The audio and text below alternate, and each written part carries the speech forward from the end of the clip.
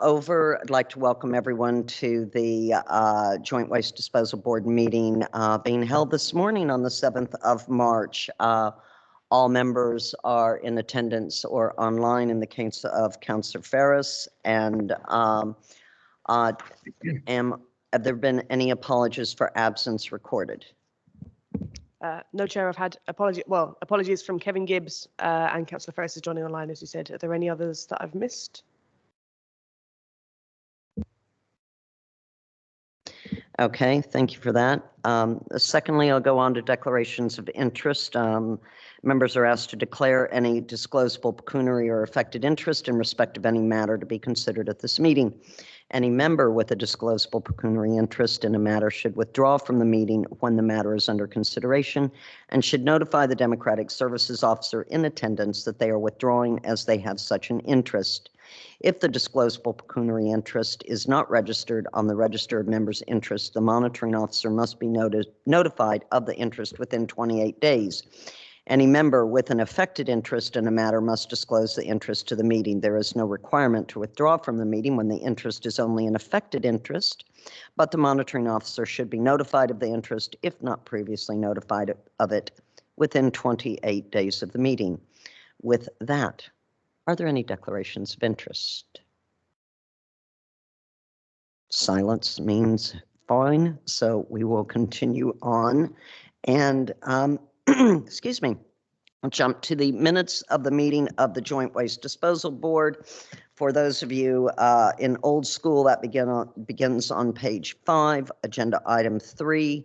And can I ask members or anyone if there were any notes or changes that they wish to make to the minutes?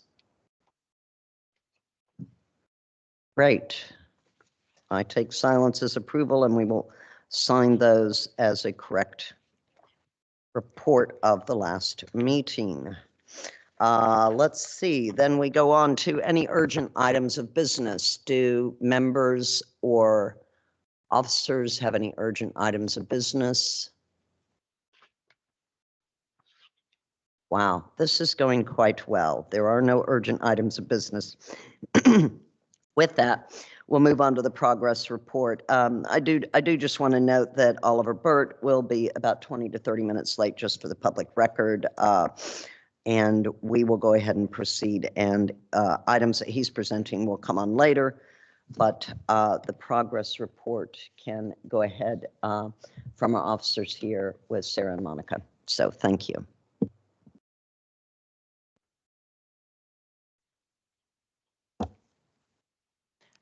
Yes, so I will go through this as usual, I suppose, give a quick summary of each of the sections, and then we can take questions if that works. So as usual, we've started with the performance statistics, and you'll see in the report that we've got the stats from April of 2023 through to January of 2024. Obviously, we're only a couple of months away now from the end of the year. So at the next meeting, I intend to present a full breakdown of the different waste types we've received and do a comparison with previous years, which should be interesting.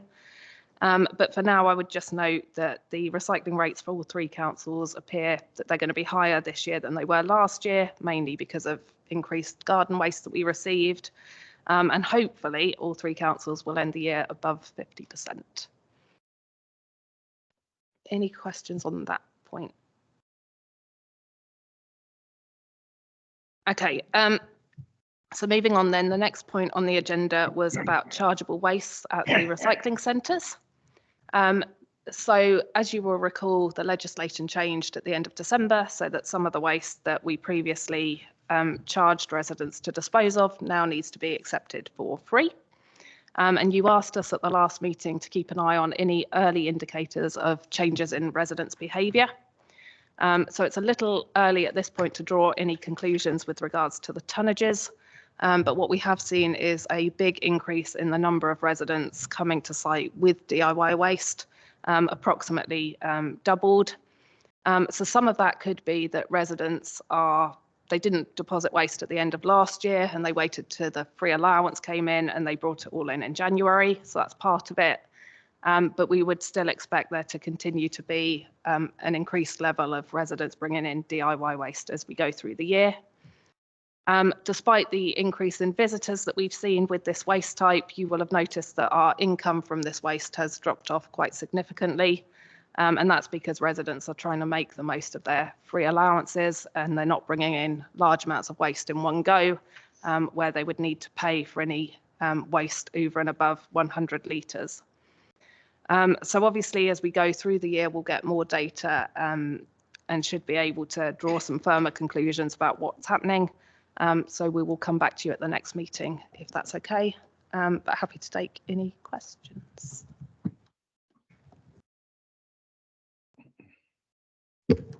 Yes, Councillor Templeton. I'm a bit concerned when, if the traders are saying to the household, maybe you can take this along and you can get it because then we can give you a cheaper rate or whatever. Because some of that, and I raised it before with Oliver when we had a pre-meet, some of that could be asbestos and things in the houses that are doing, and they'll be treating with this. And once you get asbestos out, it's fine if you leave it, but once you start moving it and the rest of it, and so I'm a bit concerned about what this, if the traders are saying, take this along and you can get rid of this, then we might be putting people at risk, both the people that are receiving it and the people that are taking it.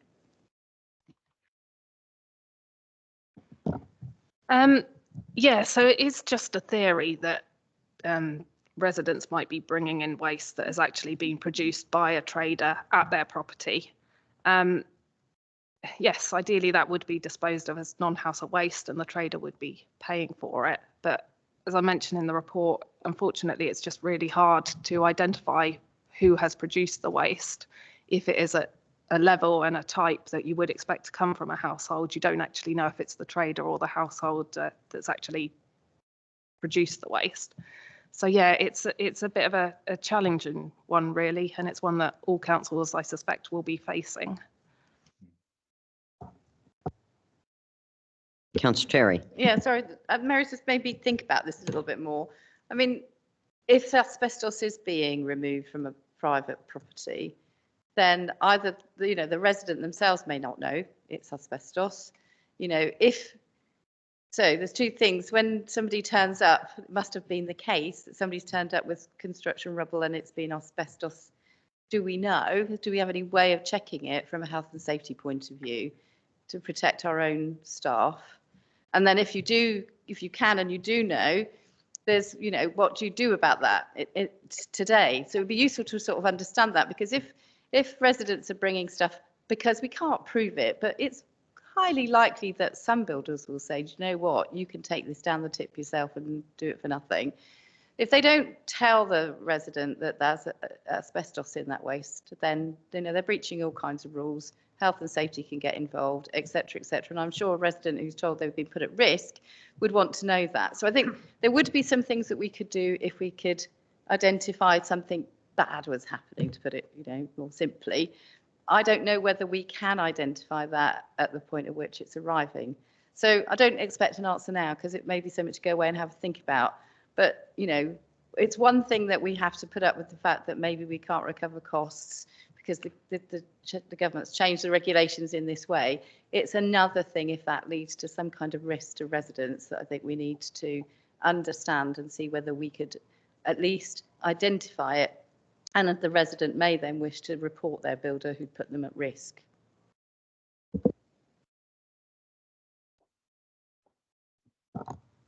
Yes, that's certainly something we can have a bit of a think about. I suppose all I would note is that there is a free allowance for all types of DIY waste, so both the asbestos and rubble, soil, plasterboard. So in theory, there shouldn't be a risk for residents seeking to dispose of asbestos as something else, because they get the free allowance for both. And I appreciate that it might sometimes be difficult for a member of the public to work out what is asbestos and what isn't. Our staff at the sites, though, are quite experienced in looking for asbestos. So if a load of material comes to site and they can see asbestos in it and it's not appropriately wrapped, then they will send the member of the public away to wrap it properly and bring it in through the appropriate route. Yes, go ahead. Councillor Purnell. Thank you. I think the concern is that residents are breaking up the material and putting it into their car and not being aware that of what this substance is. I remember a few years ago, sort of when it was found out that asbestos was so damaging. It was all over the news and everybody knew about it. But perhaps the younger generations might need a bit of information regarding the dangers, whether some communication could be put out. Thank you. If you'd like to respond to that, thank Yes, well, I'm sure Monica and I can work together, and yeah, we can put something out to residents about identifying asbestos. I'm sure that'll be fine. Oh, sorry. Yes, we've got a question from over here on the officer side. Not actually a question, just trying to clarify what the action is coming out of that, and just wondering whether we can bring some information back to the next meeting in terms of how the process works at the moment and how it has changed, if it has changed since the introduction of free DIY waste, but also looking at that communications with residents to making sure that we can do something perhaps individually or collectively to make sure we can put something out for residents' information. Right. I think that's a very good point. I do think that the officer has advised that they will be bringing a report back, and I think members have fed in to about some of the concerns. So I think if officers are sure to identify that as something, I think what Councillor Purcell also said too is that us older people might know very well about asbestos and all that, that kind of thing. And obviously you're seeing less and less asbestos in inbuilt structures these days than you used to, because it's been phased out as a product for so long. But still, people are restoring older properties and things like that. So I think all of the points are very well taken, and a good point to just ensure that at the next meeting that we bring back some information, and also how we're dealing with that as far as media and all of that. So thank you. If there's no other questions for that, then if the officer could continue on with the progress report. Thank you.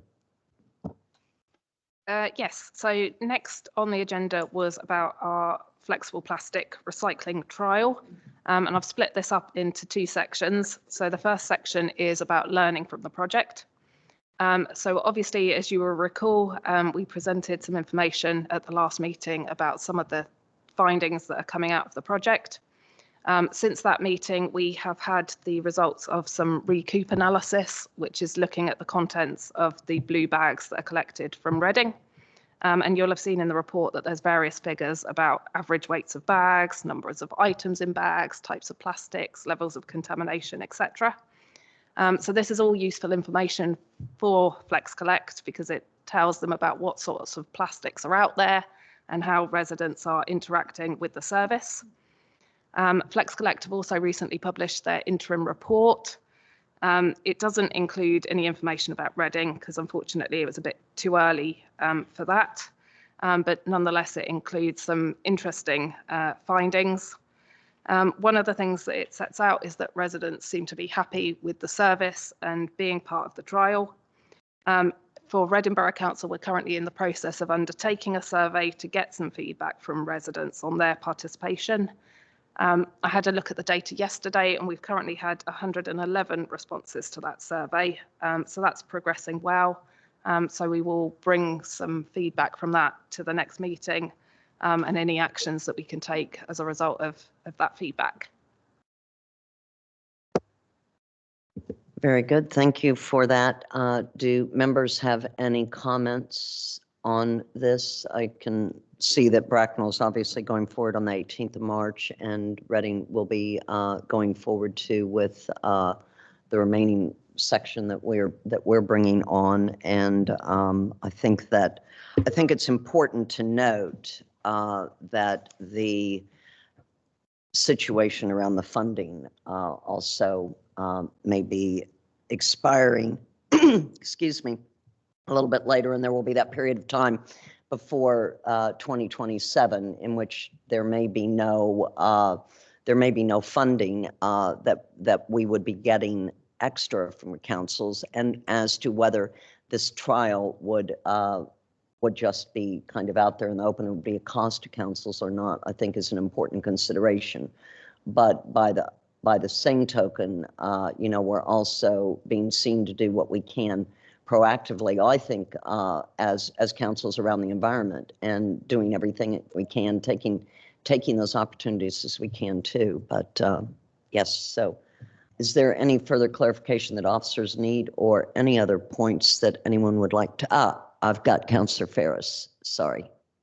Yes, just a quick one. Obviously not being involved when this was started, what was the estimated level of recycling that this project would generate, so that we know what we're expecting or what we're looking for? Go ahead. So I think that's probably what the trial is designed to find out. So we're gathering all sorts of learning about the level of plastics that's out there and how much of it we can capture. So I don't think there probably was an anticipated sort of impact on the recycling rate, but that's all learning that we're gathering as we go. Thank you. Great. Okay. Are there any other? Yes, Councillor Temperton. Yep. Thank you. Well, the blue bags are now in all the residents in Bracknell. And yesterday I was at a mother and toddler, and what was really good is started to think that some of this flexi-plastic, they've been putting it in the blue bin forever. And they were saying, but I've been putting that in the blue. I said, well, that really shouldn't. And so the actual reading on the thing is really good, because it means there's going to be less contamination, because now they've got somewhere. And it was interesting just listening to them, because they've got the blue bags and they're going to use them, but they really didn't think that that was a problem before. So that's, well, bad news, but we can correct it. So it's better news than it was before this happened. Great. Thank you. Okay. Yes, sir, if you'd like to come back. Yes. So yeah, really good news that residents are enjoying being part of the service and learning about their waste as they go. I suppose in terms of the funding, the only thing to clarify is that we have had an update from FlexCollect this week, which does confirm that there will be these top-up payments in place from the end of March 2025 until the end of September 2025. So that effectively will cover the full cost of providing the service for that period. So yes, as Councillor Rowland explained, we will pick that up separately in regards to the Readings expansion and what that means for that. And if there are no further questions on FlexCollect, we can move on to the contractor support appraisal. So yes, we undertake a contractor appraisal as a way to provide feedback to the contractor. And this year we tried to encompass the views of more council colleagues. So having done that, we've produced some average scores for different areas of the contractor's performance, and you'll have seen that these are reported or included within the report. So all the scores ranged between 3.3 and 4.2 out of 5, which all represents satisfactory performance or above, which is good, but there are some areas where further improvement could be made. So we plan to cover the details of some of the feedback that came out of the survey with the contractor. And following these discussions, we will report back to you about any specific actions that are agreed. Meanwhile, we've also been undertaking a survey with users of the transfer station and the MRF. And you'll have seen a presentation that was shared a couple of days ago in regards to the results. So I won't go through that in detail, but I suppose just in terms of a quick summary, it was a survey that was open to all users of the transfer station and MRF who deposit waste on behalf of the councils. And our aim, again, was to identify areas where we might be able to make improvements. In the end, we ended up with 11 results, which was a little bit lower than we would have liked. Having fewer results means that it's a little bit difficult to ascertain whether the results are representative of people's views, and therefore a bit difficult to work out where it's best to make the improvements. But there were a few areas of note. So one in particular around weighbridge tickets, and making sure that our staff are checking details on their weighbridge tickets and that the contractor is requiring them to sign for their tickets.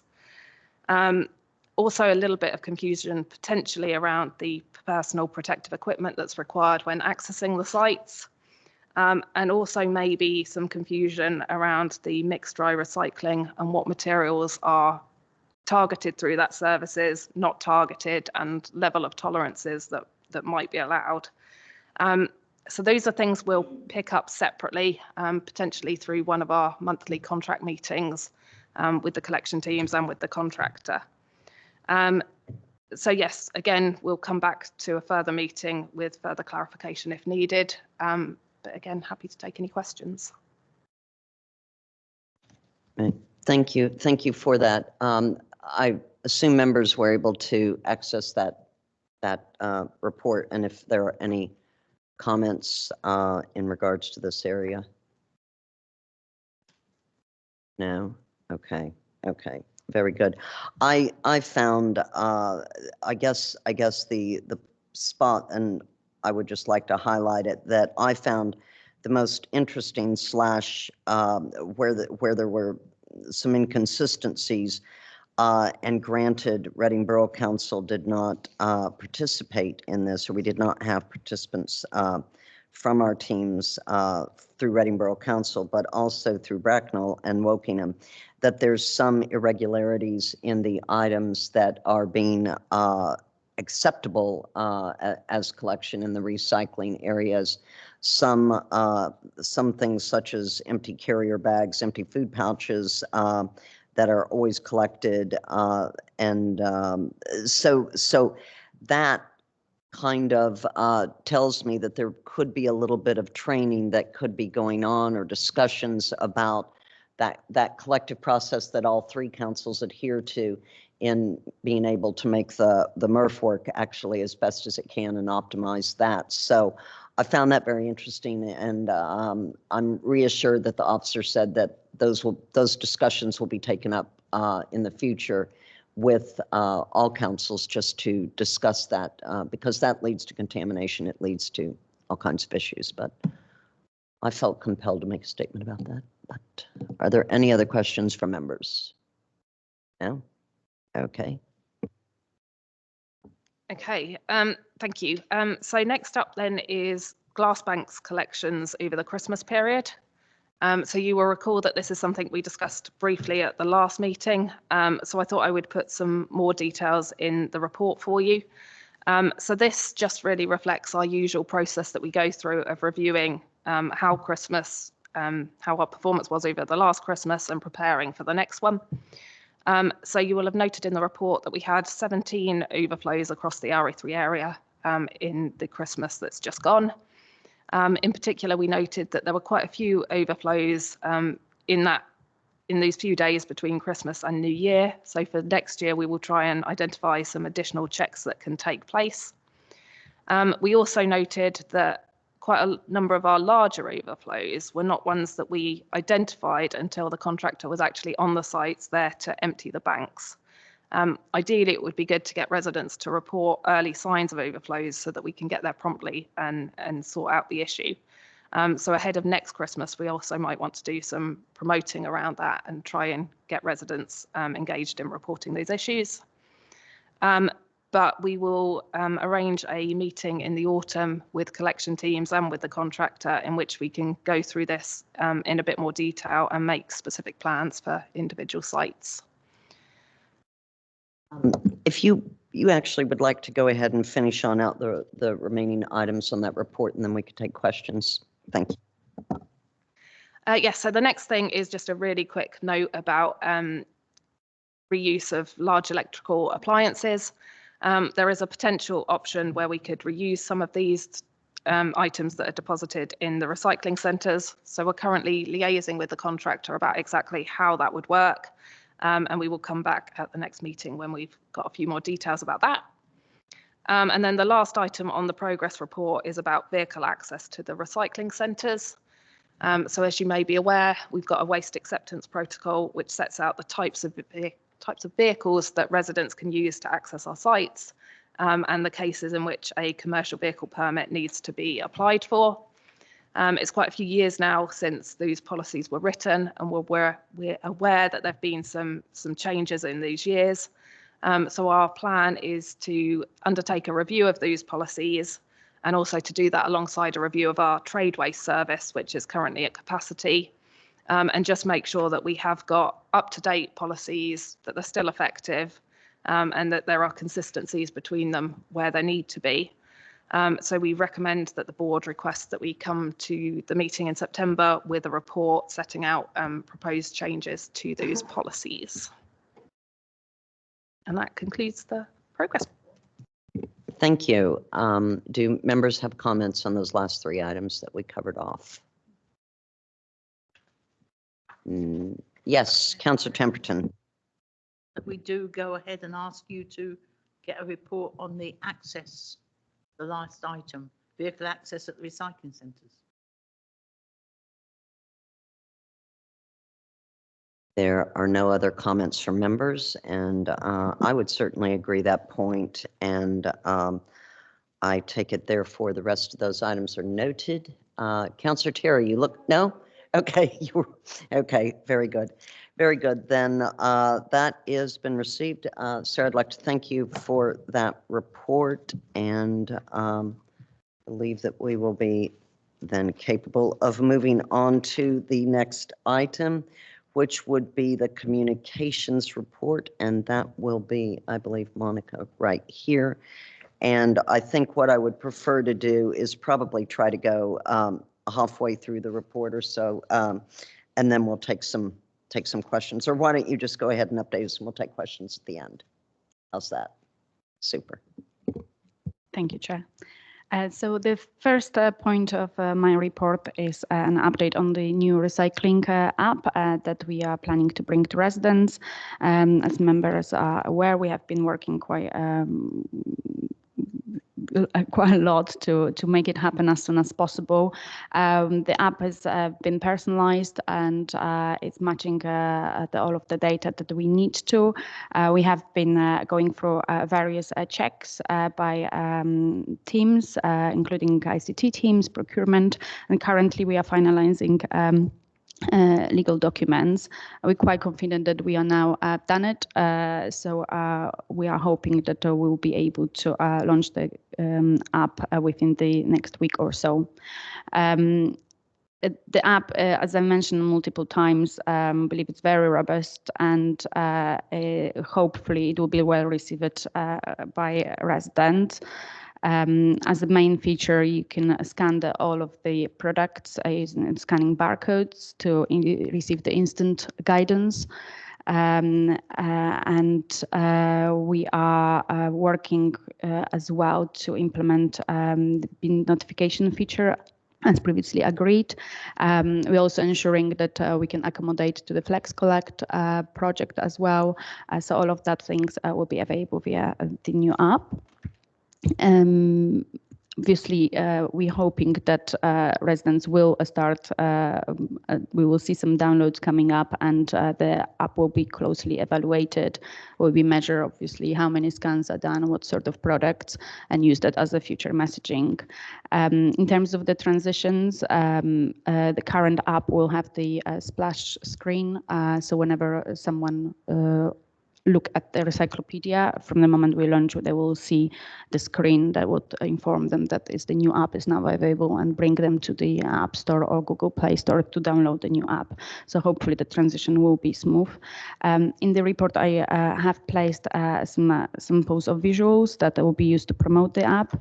By all means, this will all be still tweaked, and they could be amended to ensure that they are no mixed messaging. So I'm very grateful for all of the comments received so far on that. Moving on, we are at the moment working on the foil recycling campaign that was kindly supported by the aluminium packaging recycling organization called Alupro. And the app has multiple components with it. Major task is the competition that we are doing for schools. We're hoping that is a good timing for it. We are coming into obviously Easter time with lots of chocolates, foil wrappers. So we're hoping that children and schools will take part. We prepared lots of resources, slide decks, some activities. We hoping that schools will take benefit of that. But in addition to that, we will be running various social media campaign as well with paid advertising as well. So yeah, hopefully the message will spread. And obviously we understand that foil is very minimal item, but it's always and very easily forgotten. So that sort of campaign seems to be quite positive.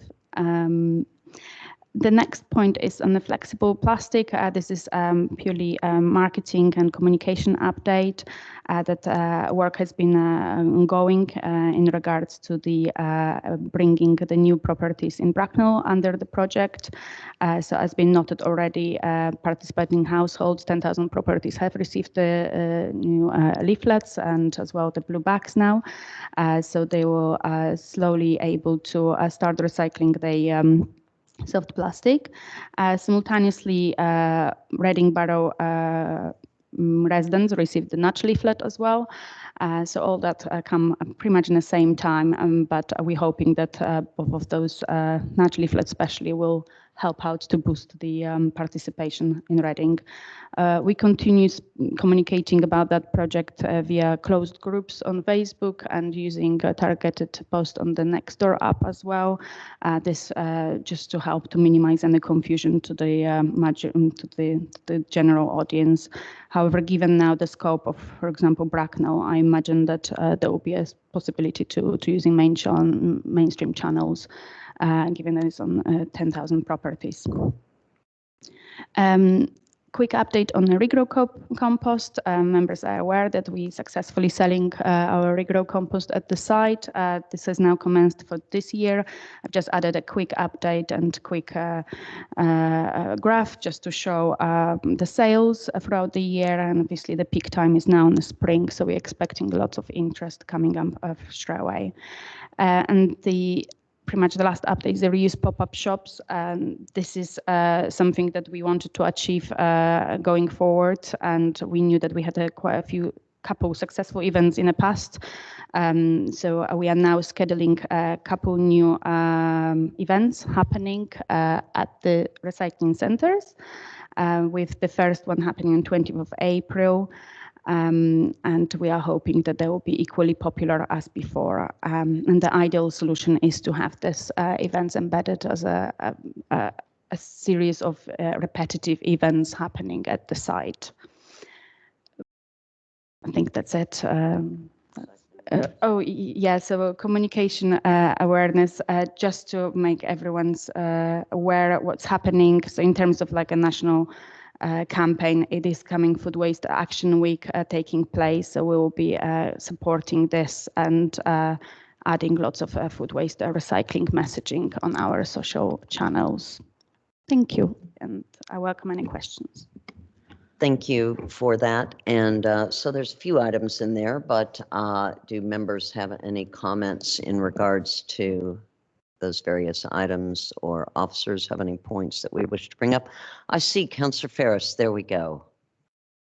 Go ahead. Yes, thank you. The foil recycling campaign, interesting. How is that recycled in practice? Is it linked in with our green bags, or is it collected separately as the proposal? Oh, the brilliant question. So foil can be recycled alongside any of the other items currently. So yeah, but however, limited knowledge about that subject amongst the residents, easily forgotten item. The best way to recycle foil is just to make sure you gather as many little pieces as possible and scrunch it into the bowl, preferably fist size, to be able to pick up my machines. But easily recyclable, and any type of foil trays, wrapping foil can be added to recycling back in one kingdom. Because there's a larger time of year, again, it's Christmas, because people will have foil on their turkey or whatever. And that tends to be one of the rarer times that people use foil, although it can be used throughout the year, but there would be a peak. I'm just thinking how we sort of communicate getting it, because some people think foil isn't recyclable and just chuck it in the waste. Thank you, Councillor Ferris. Go ahead, and if you'd like to respond. Thank you, Chairman. Yes, so this campaign will hopefully help out with some of this messaging, and Christmas obviously is a big one. However, Easter is equally quite significant time for foil as well. Hence, it's a good timing to remind residents about that, using all of the chocolate wrappers and foil. Variety of the messages, how to keep talking about that, scrunching foil into the bowl and quickly rinse foil trays, and just basically generally putting attention of the type of the foil type items that can be added to recycling. Within that campaign, we have prepared various assets, lots of social media, really attractive, eye-catching assets. We will have the advert as well in the magazine that is delivered to schools. We'll be using our newsletter as well, and obviously a huge support from the comms colleague as well, and using their own social media channels and newsletters equally. They are welcome to use these resources as well. So hopefully over the Easter period, we will be able to spread that message. Thank you. Great, thank you. Yes, Councillor Temperton. Really in support of the reuse pop-up shops, but is there any issues with booking systems for also coming to buy things and also coming onto the recycling centre to deposit things, because you have to have a booking system? So is that going to be an issue, or are we going to have more booking systems, or how are we going to run that? Thank you for that. If you'd like to respond. Thank you, Chairman. So as previously done, we are not required to book to visit the reuse pop-up shop. It's done at the small meet, it's done at the car park. So you do not effectively need to enter the site. However, we are quite extensively promoting the reuse pop-up shop, usually then before it's happening, using either social media and then booking system.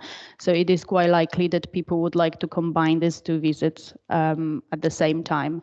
What's happened in the past as well, quite often they attended the site, they saw something happen, and obviously they left the site and then swing by and park at the car park.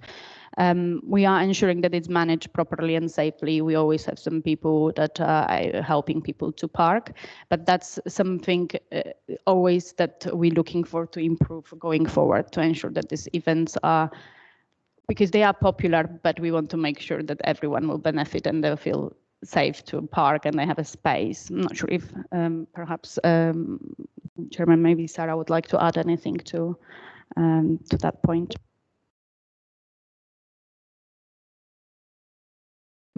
No, I think that obviously goes very well along with our ethos, obviously with that situation.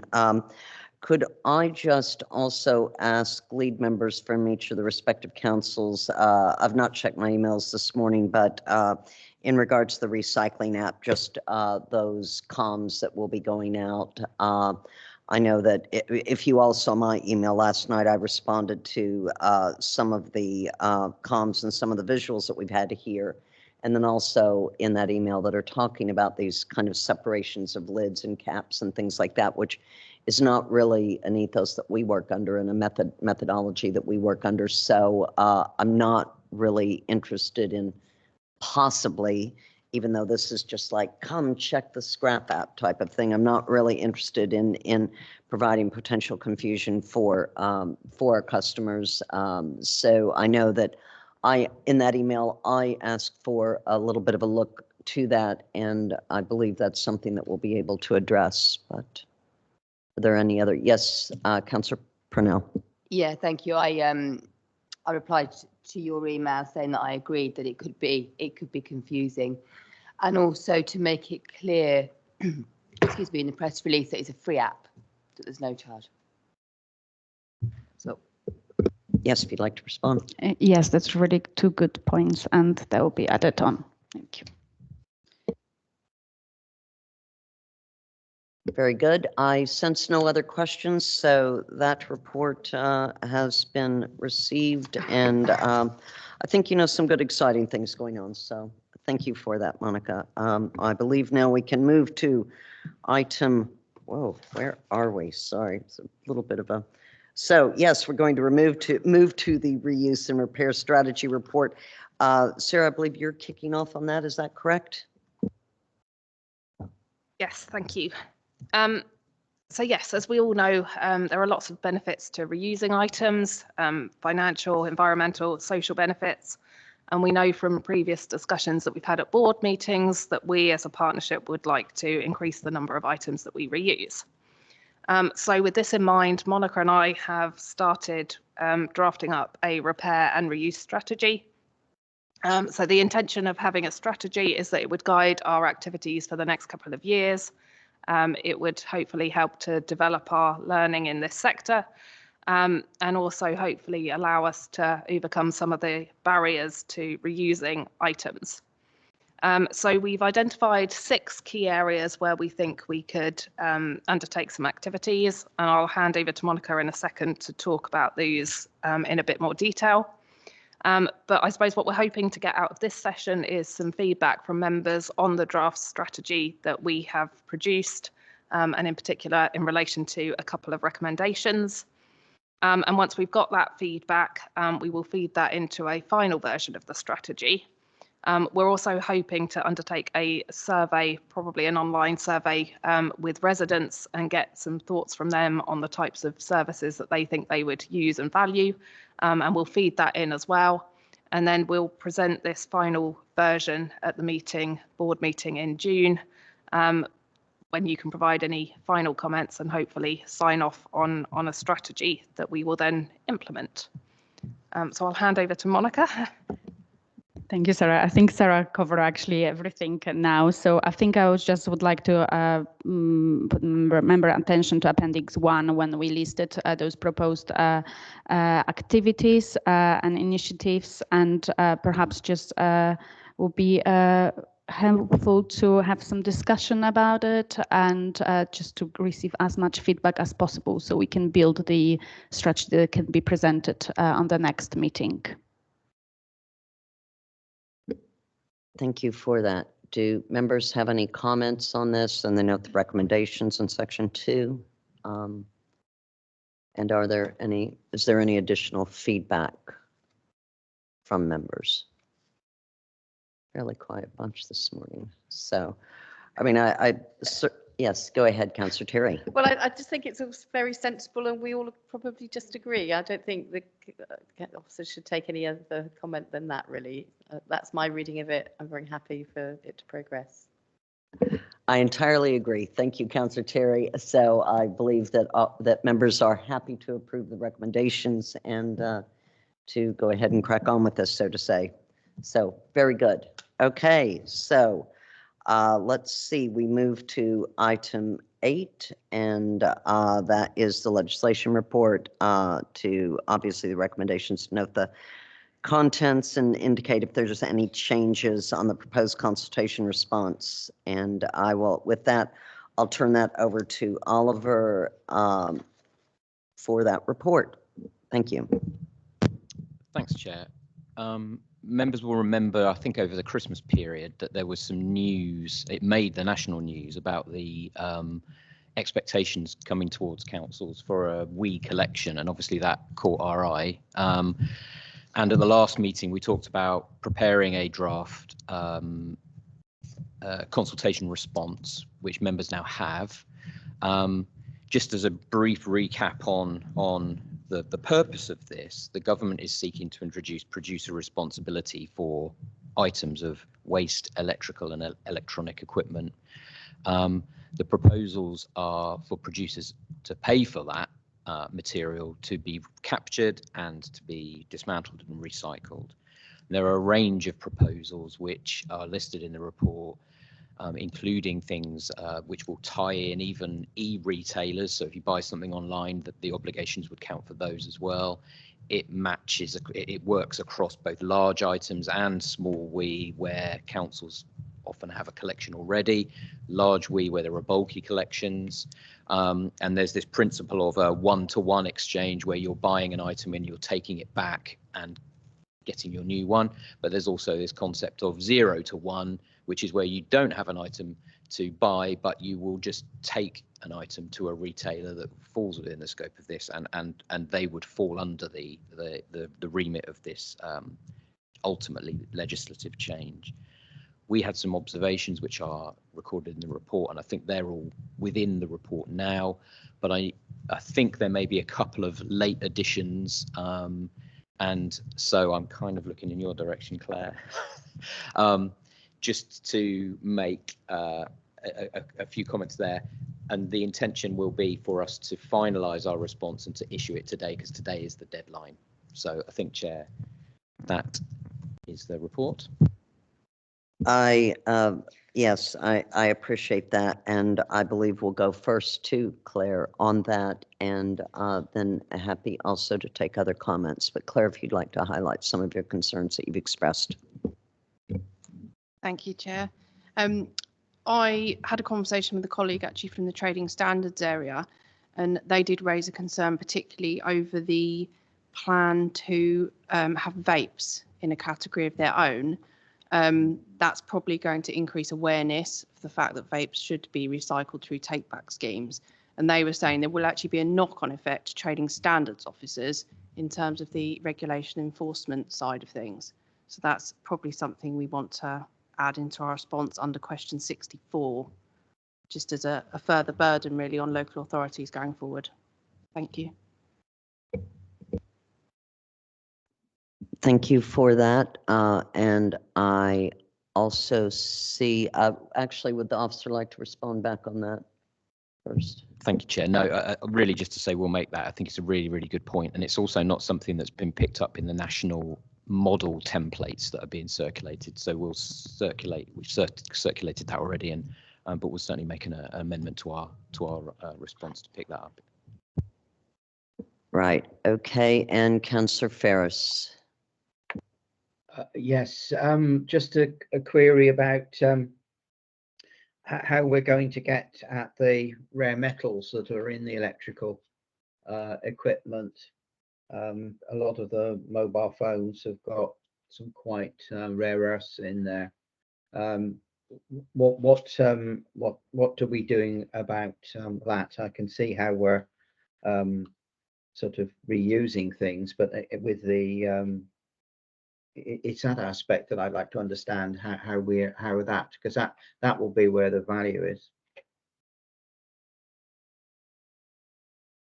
Okay, Councillor Ferris. So are you, I mean, are you asking for us to consider some kind of modification to the consultation draft response, or is that kind of a question aside, just so I can understand? It's a question associated with what it is we're going to do with the electrical items, because it is those uses that have got the rare metals in, which is, as I say, it's only going to be a fraction of the individual electrical item. But have we got any details or any thoughts upon what happens about the recycling of getting that? Because some of these metals are extremely valuable. Thank you. Oliver, if you'd like to respond back on that. Thank you, Chair. Yes, we as a group of councils, and indeed all councils, won't really have any role to play in the physical dismantling and the recovery of any of the components. But it's a good question, because that's one of the principal purposes behind the kind of concept of a producer responsibility, which is that it is both to burden the producers of these items in the short term to make sure they play a a positive role in the capture of items they put on the market. But the secondary principle and the far longer kind of the strategic, I suppose, strategic approach of this sort of concept is that over time, producers will become comfortable or less comfortable with that burden and the cost that goes with it, and begin to design their products so that those components are much more easily captured in the future. So I think it won't really be something that we consider as a group of councils, or indeed, as I say, any council, but that is the direction of travel that we're intending to go in. And you're quite right. Those rare earth metals and any of the items that we need to make sure stay in circulation are precisely the reason for producer responsibility principles being applied in this area. Thank you, Chair.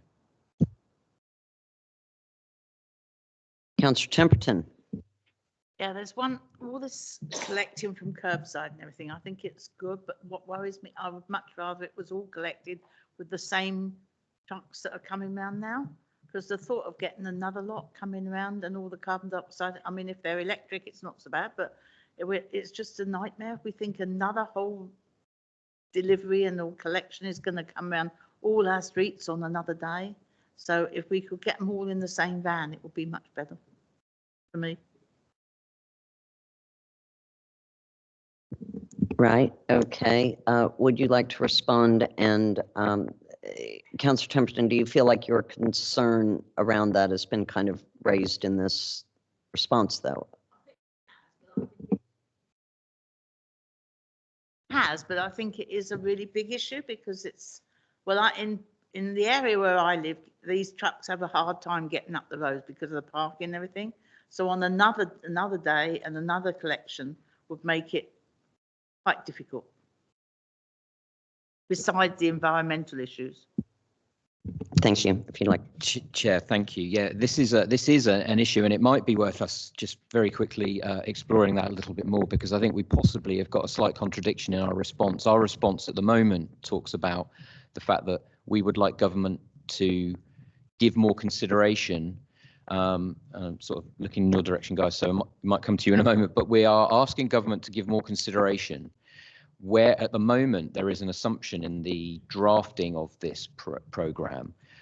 There is an assumption that refuse collection trucks will be able to collect items of small we. Now, we know that that is a collection. There are places where that collection is undertaken, but there is also some experience that it's not quite as simple as that, that fitting cages under the vehicle or asking the crews to have the items of small we in the cab. That's, you know, there are some impracticalities there.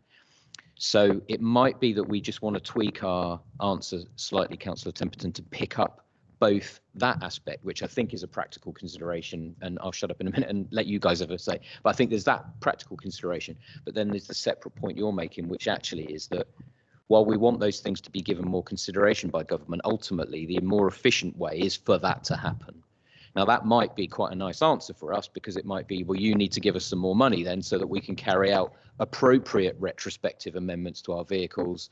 But if I may, Chair, it's probably worth just hearing from the collection experts in the room on that point. Very good. It's time for the collection experts. Yes, go ahead. Thank you, Chair. Richard Bissett, Head of Waste for Woking. So yeah, it's absolutely important point. What I think also in tandem with this is also our contracts. Obviously, Reading's got a DSO, but in terms of Woking and Reading, our contracts are up in 2026 and 2027 respectively.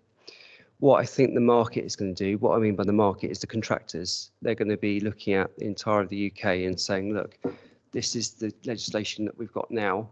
This is where we need to be. And therefore, how do we have to modify our approach to collect textiles, say, you know, soft plastics we know about, but anything else that comes in.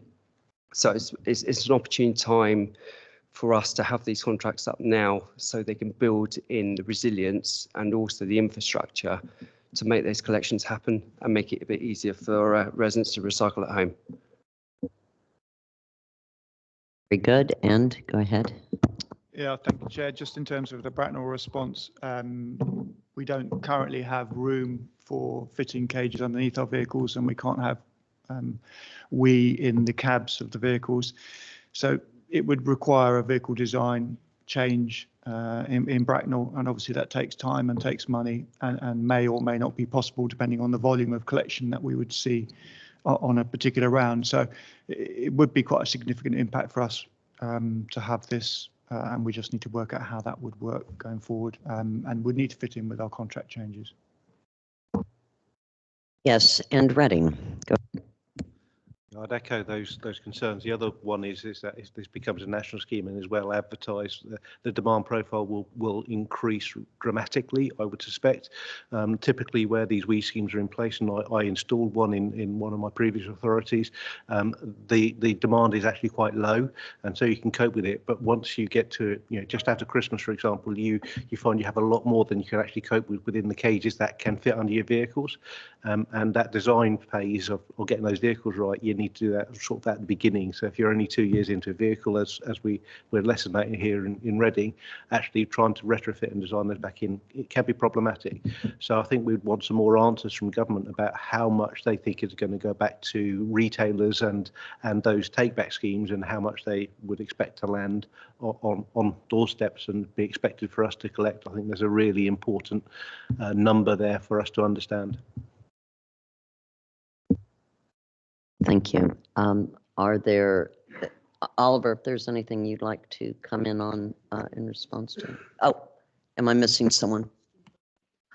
Oh, okay. Yes, Steve, sorry, go ahead. Yes, thank you, Chair. Really just to echo everybody else's views and comments.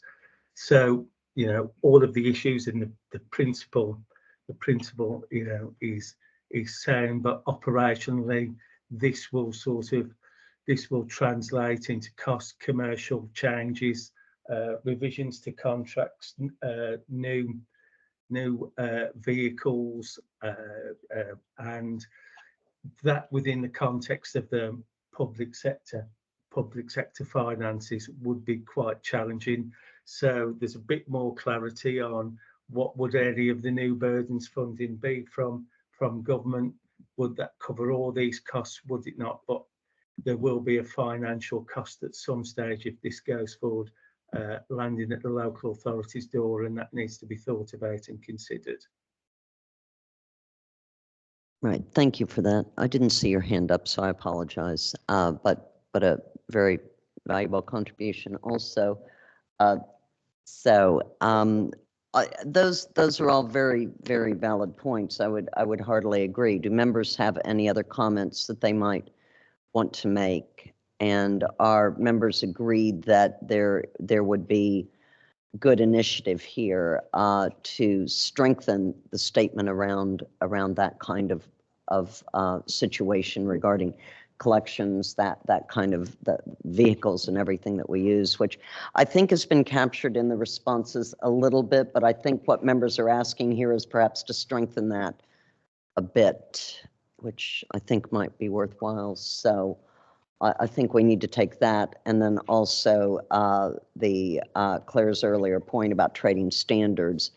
And are there any other comments from members or conscious of the fact that this has got to go off for these folks today? So do we feel that everything else has been sorted? Okay, very good, very good. Thank you. Well, I do hope that we can, or I do anticipate we can hope for the best from this. So thank you. Oliver, I believe there's some other sections of that report that you might want to continue on past that, or? Sorry. It really, it's an update, I suppose, on the position in terms of simpler recycling, which is to say, not an awful lot more to say really. And I have to confess that I was sort of scraping the bottom of the barrel is perhaps too strong a term, but we're still waiting on stuff from government. So what I would bring to members' attention are the two consultations, and I think it is important just to note that following the announcement of simpler recycling, there were two consultations proposed, the second of which is the more important one to us, which is around whether or not there would be an exemption granted to local authorities to allow for the commingling of recycling collections. So this is, in effect for us, and getting to the point of it really for us is it would allow us to collect glass in with our other dry recycling. The reason for the exemption is that the original expectation in the Environment Act was that we would be presented with 3 very specific kind of service archetypes, which could allow for the mixing of glass, but were based on the presumption that quality of output, keeping materials separate, certainly at the point of the reprocessors, was the driving principle. If you remember, there was a lot of talk about being kind of saved from having 7 bins, and that's where the simpler recycling thing came from. And it's got a lot to commend it from the public perspective. Obviously, putting everything in one bin has got a lot of sort of service utility and is just useful. But this exemption was subject to a consultation. And the point really for members is we do not yet know what the outcome of that consultation is.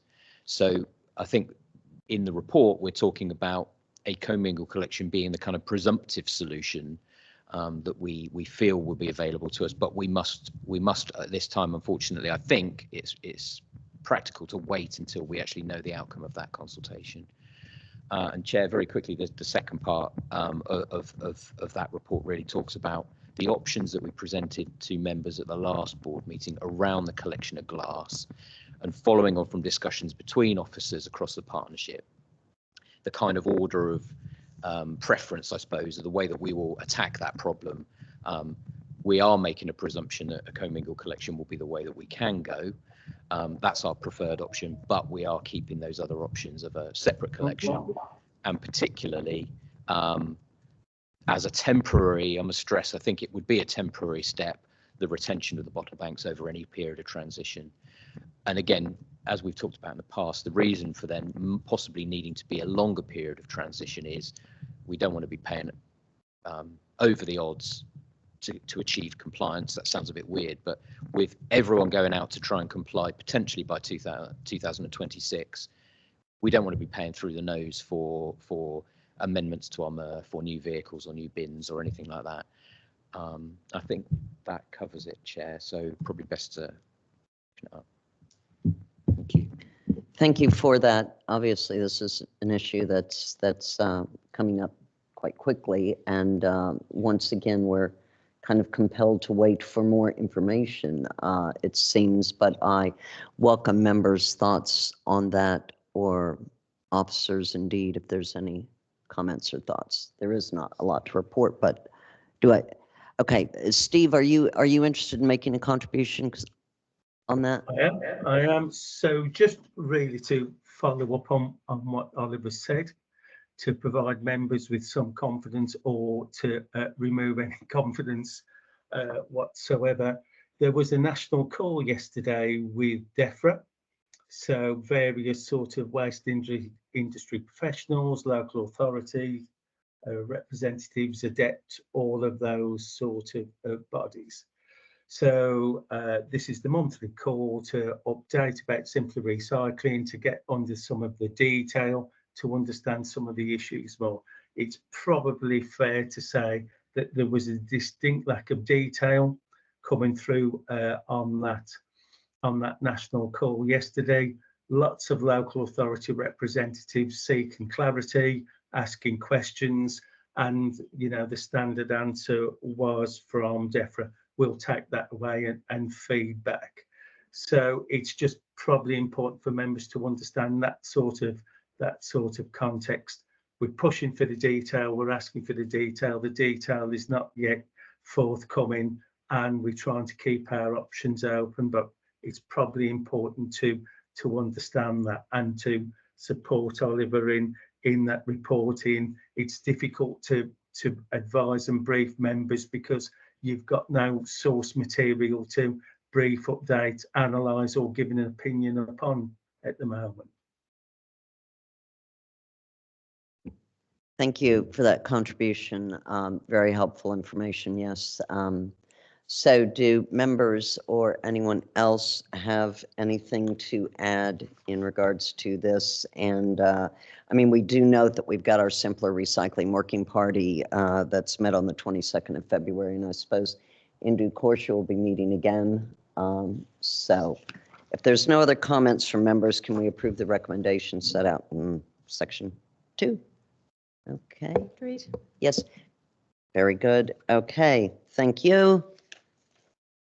And believe we are, yes, to that part of the meeting where we will be going to the exclusion of public and press, as the herds leave from out in front of me, to consider the following motion: that pursuant to Regulation 4 of the Local Authorities Executive Arrangements, Access to Information, Regulations 2012, and having regard to the public interest, members of the public and press be excluded from the meeting for the consideration of item 10, which involves the likely disclosure of exempt information under the following category of Schedule 12A of the Local Government Act 1972. That's item 3, information relating to the financial or business affairs of any particular person. And note bien, no representations have been received in response to the notice under Regulation 5 of the Local Authorities, Regulations 2012. So thank you. Lizzie, are we good on that then?